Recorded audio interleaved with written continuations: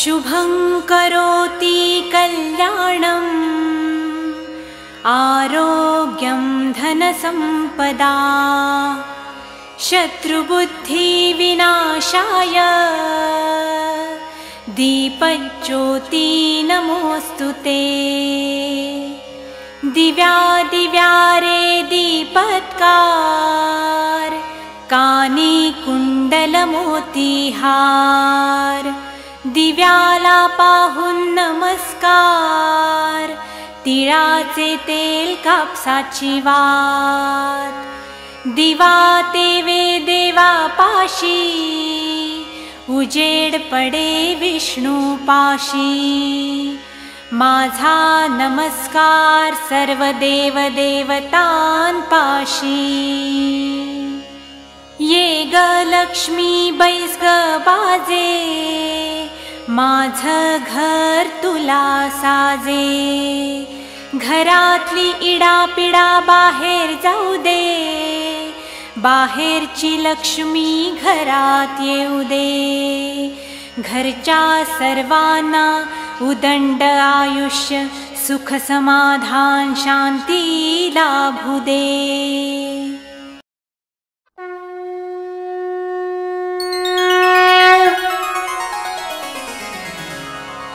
श्री मारुती स्तोत्र। श्री गणेशाय नमः। भीमरूपी महारुद्रा वज्र हनुमान मारुती वनारी अंजनी सूता रामदूता प्रभंजना महाबळी प्राणदाता सकळा उठवी बळे सौख्यकारी दुःखहारी दूत वैष्णव गायका दीनानाथा हरिरूपा सुंदरा जगदंतरा पाताल देवता हंता भव्य सिंदूरलेपना लोकनाथा जगन्नाथा प्राणनाथा पुरातना पुण्यवंता पुण्यशीला पावना परितोषका ध्वजांगे उचली बाहो आवेशे लोटला पुढे काळाग्नि काळ रुद्राग्नि देखता कापती भये ब्रह्मांडे माईली नेणो आवळे दंतपंगती नेत्राग्नी चालिल्या ज्वाळा भ्रुकुटी ताठिल्या बळे पुच्छते मुरडिले माथा किरीटी कुंडले बरी सुवर्णकटिका सोटी घंटा किंकिणी नागरा ठकारे पर्वता ऐसा नेटका सडपातळू चपळांग पाहता मोठे महाविद्युल्लते परी कोटीच्या कोटी उड्डाणे झेपावे उत्तरेकडे मंद्राद्री सारिखा द्रोणू क्रोधे उत्पाटिला बळे आणिला मागुती नेला आला गेला मनोगती मनासी टाकिले मागे गतीसी तुलना नसे अणुपासोनी ब्रह्मांडा एवढा होत जातसे तयासी तुलना कोठे मेरु मंदार धाकुटे ब्रह्मांडा भोवते वेढे वज्रपुच्छे करू शके तयासी तुलना कैची ब्रह्मांडी पाहता नसे आरक्त देखिले डोळा ग्रासिले सूर्यमंडळा वाढता वाढता वाढे भेदिले शून्यमंडळा धनधान्य पशुवृद्धी पुत्रपौत्र समस्तही पावती रूप विद्यादी स्तोत्र पाठे करूनिया भूतप्रेत संबंधादी रोग व्याधी समस्तही नासती तुटती चिंता आनंदे भीमदर्शने हे धरा पंधरा श्लोकी लाभली शोभली बरी दृढदेहो निसंदेहो संख्या चंद्रकळा गुणे रामदासी अग्रगण्यो कपिकुळासी मंडणू रामरूपी अन्तरात्मा दर्शने दोषनासति। इति श्रीरामदासकृत् सङ्कटनिरसनं श्रीमारुतिस्तोत्रं सम्पूर्णम्। श्रीगणपतिस्तोत्र। प्रणम्य शिरसा देवं गौरीपुत्रं विनायकं भक्तावासं स्मरे नित्यं मायुक्कामार्थसिद्धये। प्रथमं वक्रतुण्डं च एकदन्तं द्वितीयकं तृतीयं कृष्णपिङ्गाक्षं गजवक्त्रं चतुर्थकं लम्बोदरं पञ्चमं च षष्ठं विकटमेव च सप्तमं विघ्नराजेन्द्रं धूम्रवर्णं तथाष्टमं नवमं भालचन्द्रं च दशमं तु विनायकम् एकादशं गणपति द्वादशं तु गजाननं द्वादशैतानि नामानि त्रिसन्ध्यं यः पठेन्नरः न च विघ्नभयं तस्य सर्वसिद्धिकरं प्रभो। विद्यार्थी लभते विद्यां धनार्थी लभते धनं पुत्रार्थी लभते पुत्रान् मोक्षार्थी लभते गतिं। जपेद् गणपतिस्तोत्रं षड्भिर्मासं फलं लभेत् संवत्सरेण सिद्धिं च लभते नात्र संशयः। अष्टभ्यो ब्राह्मणेभ्यश्च लिखित्वा यात् समर्पयेत् तस्य विद्या भवेत् सर्वा गणेशस्य प्रसादतः। इति श्रीनारदपुराणे सङ्कटनिरसननाम गणेशस्तोत्रं सम्पूर्णम्। श्रीसीतारामचन्द्रार्पणमस्तु।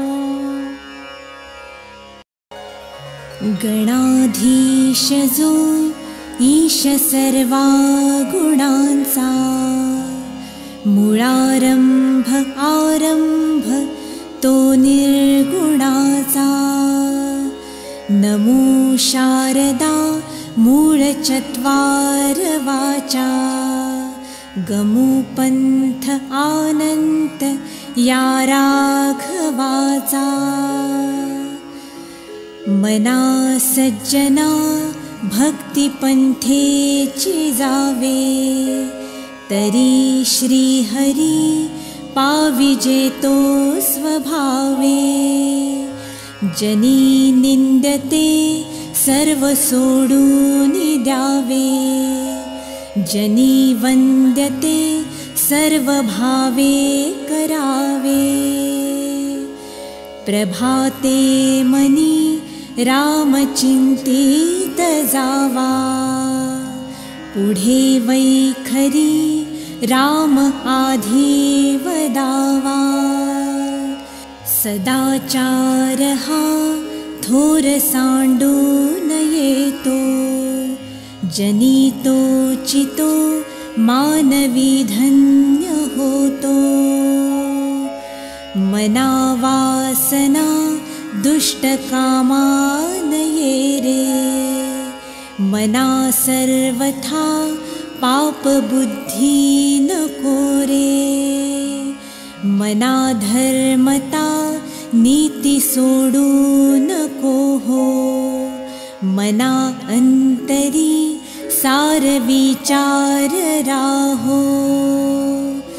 मना पाप संकल्प सोडून द्यावा मना सत्य संकल्प जीवी धरावा। मना कल्पना ते नको विषयांची विकारे घडे हो जनी सर्वचीची।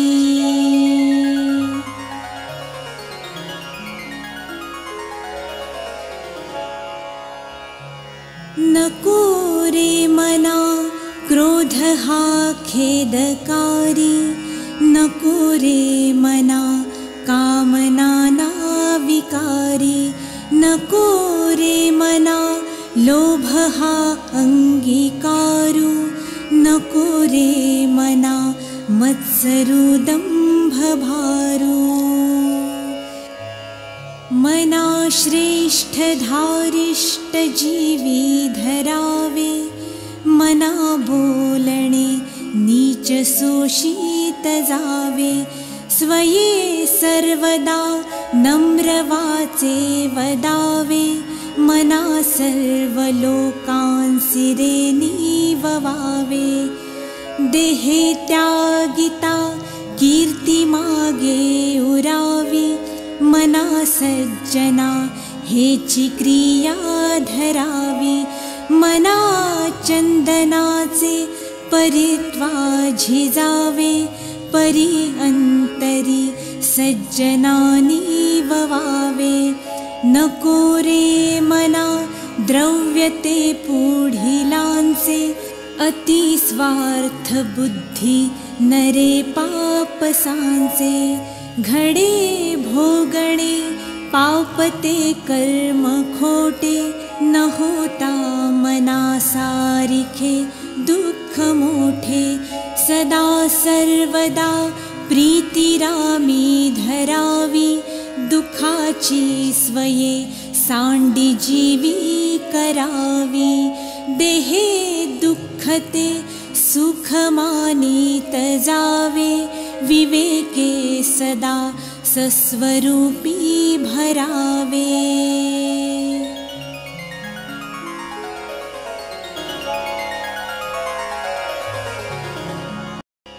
आता विश्वात्मके देवे,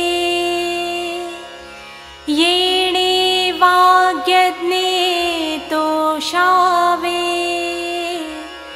तोषोनी मज द्यावे, पसायदान हे, जे खळांची व्यंकटी सांडो, तया सत्कर्मी रती वाढो, भूता परस्परे पडो, मैत्र जीवाचे, दुरितांचे तिमिर जावो, विश्वस्वधर्म सूर्ये पाहो, जो जे वांछील तो ते लाहो, प्राणी जात वर्षत सकळ मंडळी, ईश्वर निष्ठांची मांदियाळी, अनवरत भूमंडळी, भेट तुया भूता, चला कल्पतरूंचे आरव, चेतना चिंतामणींचे गाव, बोलते जे अर्णव, पियुषाचे,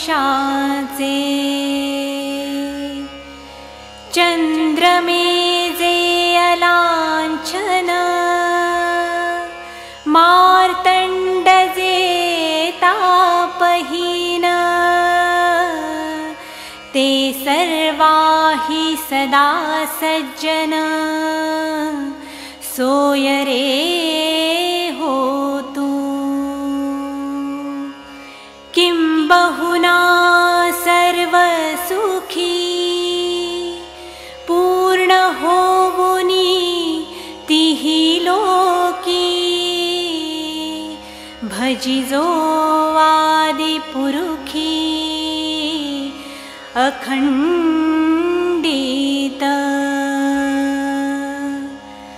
आणि ग्रंथोपजीविये, विशेषी लोकीये, दृष्टादृष्ट विजये, होवावेजी, तेथ म्हणे श्री विश्वेश्वरावो, हा होईल दान पसावो,